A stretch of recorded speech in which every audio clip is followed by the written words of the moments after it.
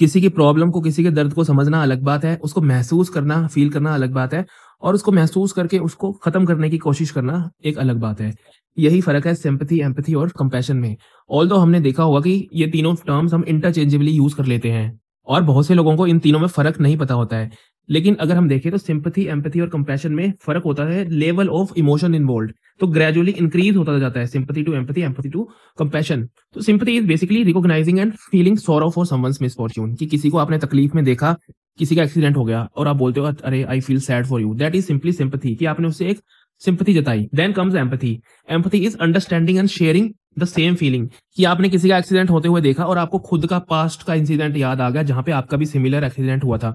तो अब आप खुद को उनके जूतों में रख के, उनके शूज़ में रख के महसूस कर सकते हैं कि कैसा उन्हें फ़ील हो रहा होगा। Then comes compassion. तो कंपैशन में क्या करोगे आप? एक्सीडेंट हुआ, आपको अपना पुराना एक्सीडेंट याद आया, आप भी फ़ील कर पा रहे हो कि कैसा दर्द हो रहा होगा और आप जाकर के उनकी हेल्प करते हैं, उन्हें उठाकर हॉस्पिटल वगैरह लेकर के आते हैं। तो compassion is nothing but empathy plus action कि आप ना सिर्फ़ उनके दर्द को महसूस कर पा रहे हैं, फ़ील कर पा रहे हैं, बल्कि उस दर्द को दूर करने के लिए, कम करने के लिए अपनी तरफ से कुछ एक्शन भी कर रहे हैं, कुछ एफर्ट्स भी कर रहे हैं। तो कुछ एग्ज़ाम्पल्स देख लेते हैं।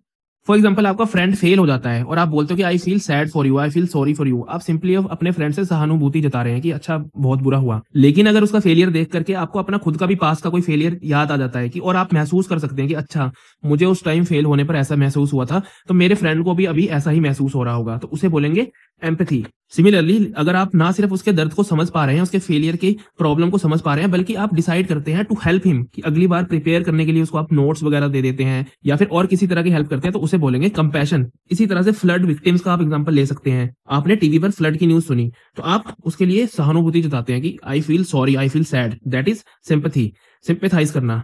लेकिन अगर आपका कोई रिलेटिव या फिर आप खुद कभी उस तरह की सिचुएशन में रह चुके हैं और आप एग्जैक्टली महसूस कर सकते हैं कि किस तरह का प्रॉब्लम वो लोग फेस कर रहे होंगे because of the flood, then that is empathy. और अगर आप आगे जाकर के उनकी हेल्प करने की कोशिश करते हैं, डोनेशन वगैरह, किसी तरह की फूड या फिर किसी और तरह का रिलीफ मटेरियल पहुंचाने की कोशिश करते हैं, एफर्ट्स करते हैं, then that will be called compassion. तो देखो फ्लड विक्टिम्स की न्यूज़ सुन के the level of your response depends on whether you are sympathising और एम्पैथाइजिंग और you are showing compassion. Similarly Ahmedabad plane crash का न्यूज़ आपने सुना और आप सिंपली बोलते हो कि अरे बहुत बुरा हुआ, so sad, that is sympathy. But अगर आप उसी तरह का कोई इंसिडेंट याद कर पाते हैं, रिकॉल कर पाते हैं जिसमें आपके कोई नॉन लव्ड वन वगैरह इन्वॉल्व थे और आप एग्जैक्टली फील कर पाते हैं उनके दर्द को, then that is empathy. And अगर आप कुछ अपनी तरफ से एफर्ट्स, हेल्प वगैरह करने की कोशिश करते हैं, then that is compassion. Finally you can use this quote, sympathy sees the pain, empathy feels the pain and compassion heals the pen.